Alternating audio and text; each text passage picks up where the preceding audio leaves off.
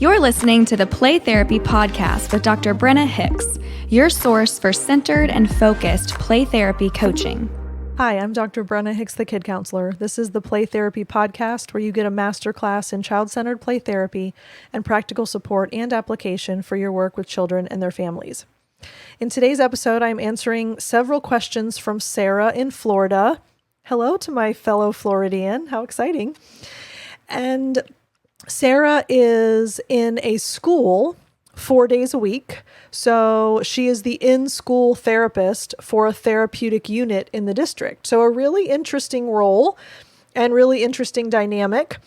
So she has been given toys and a playroom. She's very grateful for that. I would be too. And this is specifically with children who are having difficulty self-regulating and managing themselves in the classroom. So then she gets to see them for services and with the goal of integrating them back into regular classrooms. So really interesting dynamic. And Sarah, thanks so much for reaching out. And she actually wrote in with 4 questions. So this is like a mini lightning round, all from the same listener, but all of these questions are so helpful. So I actually think that if we dive into these one at a time, it really will be beneficial. So let me read a little bit of the email and then the specific questions, and then we'll dive in. I'm reaching out to you for the first time. I stumbled on your podcast a few months back, and they've been life-changing. I've been trying to devour and listen to all of them as fast as I can. I have a couple of questions for you. So glad you found us, Sarah. All right, so the first question. Since I am not yet a licensed therapist, and I do not have an RPTS, meaning supervisor for RPT, can I still do play therapy and it be effective? I'm trying to devour your podcast courses and practice best I can so I can make a difference in therapy with my kids. All right, so I'll give you the simplest, easiest answer. Yes. Now I'll go into more detail. So I actually get this question a lot. So I'm chuckling, not because, it's a silly question, just because I think so many people have this in the back of their mind that if you don't have some kind of credential associated with being a play therapist, that you can't call yourself a play therapist, which is baloney. So here's what you need to know, all of you. It does not matter whether you are licensed or unlicensed. It does not matter whether you are RPT or not. It does not matter if you are CCPT certified in any way. Play therapist is the type of therapist that you are. It's no different than saying you are an occupational therapist. You are a physical therapist. You are a speech therapist. You are whatever. Any type of therapy, there's a name associated with it to differentiate, right? So being a play therapist means you are a therapist that provides play therapy. There is no proprietary nature of the term play therapy. You do not have to be licensed, certified, registered, none of that to say you are a play therapist. As a related aside, it is often helpful to say that you are a children's counselor and then say, and play therapist. Because many people do not understand what a play therapist is. But if they see children's counselor and play therapist in your description, they understand that play therapy is somehow related to counseling children. So we have found that if you double those together, it is a little bit more easy for the general population to understand. However, you can say that you are a play therapist just because you practice play therapy. The second part of your question, is it effective? Yes. Regardless of your credentials, regardless of your license, if you are using the child-centered model to the best of your ability, you are adhering to it to the best of your ability, and you are continuing to build your skills to the best of your ability, it is effective. And here's why. Because it's about the relationship. Do skills matter? Of course. Do you need to be sound clinically? Yes. Should you never stop learning and never stop growing as a CCPT? Of course not. However, if you focus on the relationship, that is why CCPT works, because everything flows out of the relationship. So even if you don't feel, Sarah, that your skills are maybe as elevated as you would like them to be and that you're working to get them at some point someday, if your focus is to adhere to CCPT and to make sure that the relationship is paramount, CCPT will be effective across the board. So I hope that that encourages every single one of you that may not be certified, registered, licensed, whatever. You are a play therapist if you provide play therapy, and it works if you let the relationship lead the way. Okay, question number 2. Do you ever explicitly teach self-regulation, breathing, for example, or mindfulness techniques for children at all in CCPT? Simple short answer, never. More detailed answer to come. There's a little bit more to the question. This is something I explicitly teach my older kids and teens that I worry kids may not inherently learn without explicit instruction. Okay, so I'm not sure, Sarah, what you mean by, quote, older kids, teens. I'm hoping you're saying 14 and up. If you're saying, let's say 11 and up, you need to be doing CCPT until 14. 3 to 14 is the window for CCPT. And do we ever explicitly teach self-regulation, breathing, for example, or mindfulness techniques at all? No. That's directive. It is not child-centered, and it is agenda-driven. We're trying to coach them, train them, teach them, instruct them. That flies in the face of CCPT. What will happen, however, is children will naturally learn to self-regulate. And it might not be through breathing. It might not be through mindfulness. In fact, it won't be, because those are cognitive approaches and kids aren't cognitive or rational. So are they going to go, I need to take some deep breaths right now? No. But what they will do is develop coping. They will develop an emotional vocabulary that helps them communicate differently. They will develop the capacity to regulate when they get upheaved. They will understand what it means to have other orientation and worldview so that they don't just impulsively act out of their emotions. One of the universal outcomes is increased regulation. So we know that CCPT creates increased regulation in children, but it has nothing to do with us teaching it to them. They figure it out for themselves.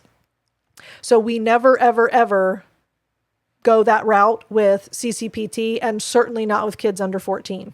Now, older teenagers, so 15 and up, they do have abstract reasoning. They do have rational thought. They are able to process things more cognitively. So with older teens, techniques like that might be helpful.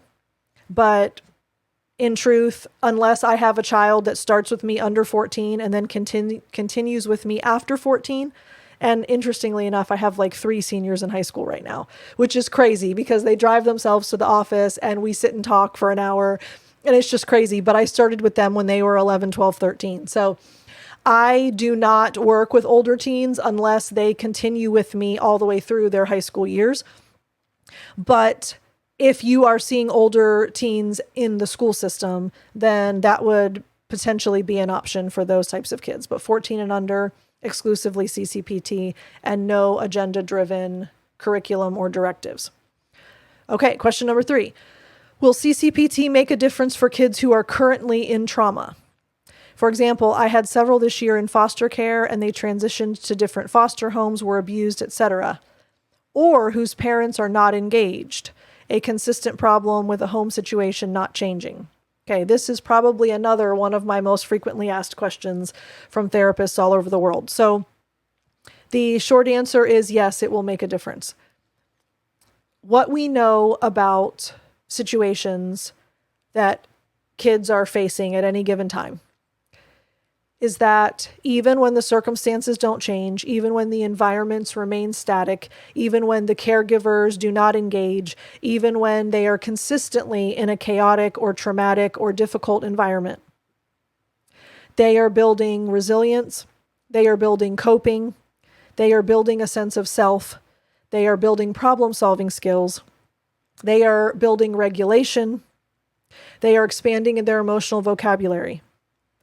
On and on and on. So what we believe in and what we celebrate is that even in the midst of dysfunction and chaos and turmoil and all of these things, that kids are still learning how to better handle being in that situation.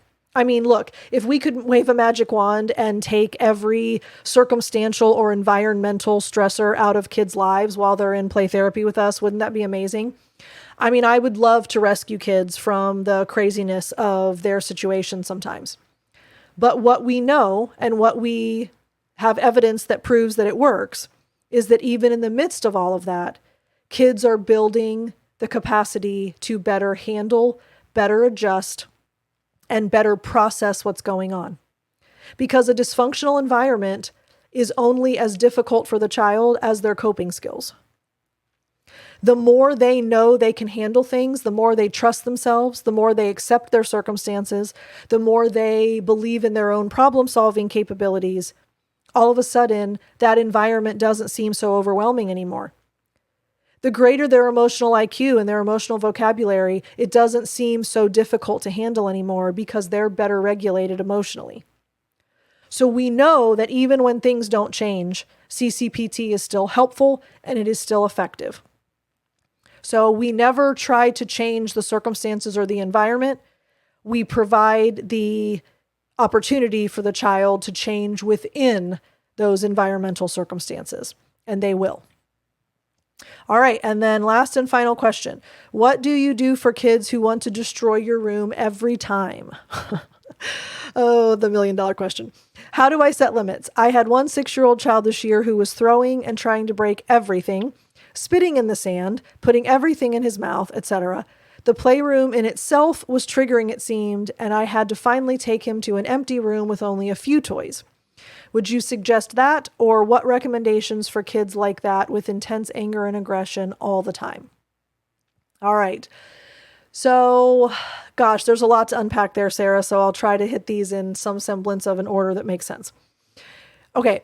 Number one, a child will never want to destroy your room every time. So even if you see a pattern of that, even if the destruction is repetitive, even if the aggression is pretty consistent, it will be a temporary, short-lived scenario. No child is destructive and aggressive every session throughout the entirety of treatment. Might they be in it for a stretch? Yes, but it will never be every time. So I think maybe with this particular child, it was just seemingly that way, but over time it will reduce. So we have to be mindful that every situation with a child in a playroom is temporary. Okay. How do you set limits? I'll get to that in just a second. So the child was throwing, breaking things, spitting, putting everything in his mouth. Okay. Those were all isolated behaviors, and not particularly all of them were destructive. He wasn't trying to destroy everything when he was spitting in the sand. He wasn't trying to destroy everything when he was putting things in his mouth. Is it all dysregulated behavior? Absolutely. But isolated behaviors that require separate limits. So you would set a limit on throwing things if that was necessary. So remember, we have 3 unwritten rules about limits, and then we have 3 questions we ask ourselves. And you all should know that by now. So if you don't, go back and listen to earlier episodes. So when we go through the 3 unwritten rules and the 3 questions, if it was necessary to set a limit for throwing toys, then you would set a limit on that. Breaking toys would be another limit that was required. Spitting in the sand would be another limit, and putting things in his mouth would be another limit. You would need to see these as isolated behaviors because it's easy to go, oh my gosh, this kid is just doing absolutely everything he possibly can do to make this session crazy. Okay, yes, in the grand scheme, but every incident is its own isolated scenario in the playroom. So we always want to make sure that each behavior that requires a limit gets its own limit, and we don't string them together and we don't associate one with the other. Okay, then your next comment is the playroom seemed triggering to the child. I'm actually going to politely disagree. I think the child was really, really struggling, and the playroom and the relationship and the permissiveness and the safety and all of the things that a playroom affords a child, that made it very, very difficult for the child to control himself. I don't think the playroom was triggering. I think the playroom provided an environment that he never finds himself in, which is one where there's high levels of permissiveness, high levels of freedom, high levels of autonomy, no expectations, no judgment, no consequences, and he's never practiced self-regulation before. He has no idea what it looks like. So when you have a child that is in that situation and feels very uncomfortable, very out of sorts, and doesn't have the capacity to self-regulate at this point, everything's going to go haywire. So you mentioned, would I suggest that you take him to an empty room with only a few toys? No. The playroom is the playroom, and your therapeutic hour is spent in the playroom. You can't earn it, you can't lose it. So might you have to set an ultimate limit on a specific toy? Absolutely. Might you have to cover up the sand tray because he chose after 3 times to continue to spit in the sand? And might he choose not to have access to the sand tray for the rest of that session? Yes. If he's throwing blocks across the room, might he choose not to have blocks for the rest of that session? Yes. Whatever he puts in his mouth, might he choose not to have access to that for the rest of the play session? Yes. But the limits are only needed when they're needed, and they are isolated events. So he may end up choosing to not have a lot of things for his playtime, but he's able to stay in the playroom because that's where therapy takes place. So we don't ever want to try to take a child out of the environment, because how is the child going to learn to practice self-control? How is the child going to learn to practice complying with limits? How is the child going to learn to practice self-regulation if we just whisk them away from the environment where they're having a difficult time doing those very things? The best thing for a child in that scenario is to stay in the environment that's the most difficult for them so they can learn what it feels like, so they can practice it. So how would we set limits in that kind of scenario? You are really throwing blocks all over the room, but the blocks are not for throwing because I could get hurt, or because they can leave marks on the walls, or because it could break the miniatures, whatever you need to set the limit on. So is it your safety? Is it the walls? Is it the whatever they're throwing themselves could break? That's the neutral limit, right? A is not for B or X is for Y. So you're really throwing those blocks hard, but the blocks aren't for throwing because I could get hurt, or whatever the scenario is. You can choose to throw the blocks at the floor if you have carpet or some kind of flooring that can handle blocks being chucked at it. I'm throwing out hypotheticals. You have to make it work for your space. You can choose to throw the blocks at the floor, or you can choose to throw the stuffed animals as hard as you choose. Which do you choose? So is it, I really need to throw the blocks? Then throwing it at the floor would be the appropriate alternative. Is it that I really need to throw something as hard as I possibly can? Then stuffed animals would make sense for that need. So we try to give alternatives that map back to the need or desire for the child. Okay, so spitting in the sand. Oh, you're spitting in the sand, but the sand isn't for spitting in because other kids use that. You can choose to spit in the garbage can, or you can choose to play in the sand without spitting in it. Which do you choose?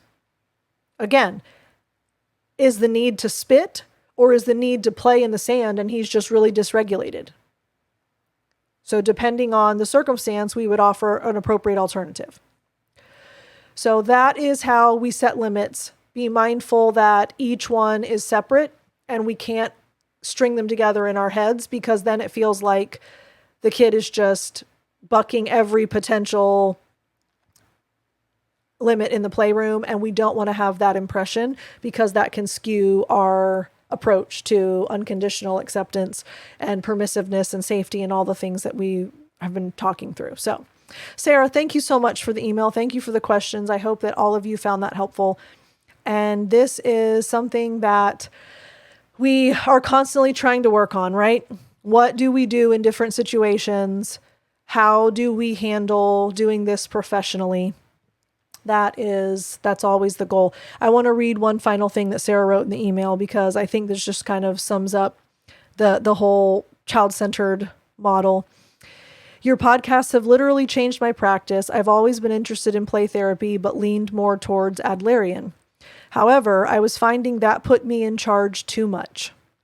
In the beginning of the year, I was trying to get kids to sit and do directive worksheets and projects and bribe them with candy to cooperate. It was completely ineffective. I've seen the benefits of CCPT in even just a few sessions with my other clients. Thank you so much for putting all this out there. That's why we do what we do, y'all, because we trust that kids are going to figure it out for themselves. And we don't need to bribe them. We don't need to negotiate with them. We don't need to try to make them do something. They'll sort it out for themselves. And that's the beauty of CCPT. So, all right, y'all. Love you. Thanks for spending time with me this week. Have a lovely weekend. We'll talk again soon. Bye. Thank you for listening to the Play Therapy Podcast with Dr. Brenna Hicks. For more episodes and resources, please go to www.playtherapypodcast.com.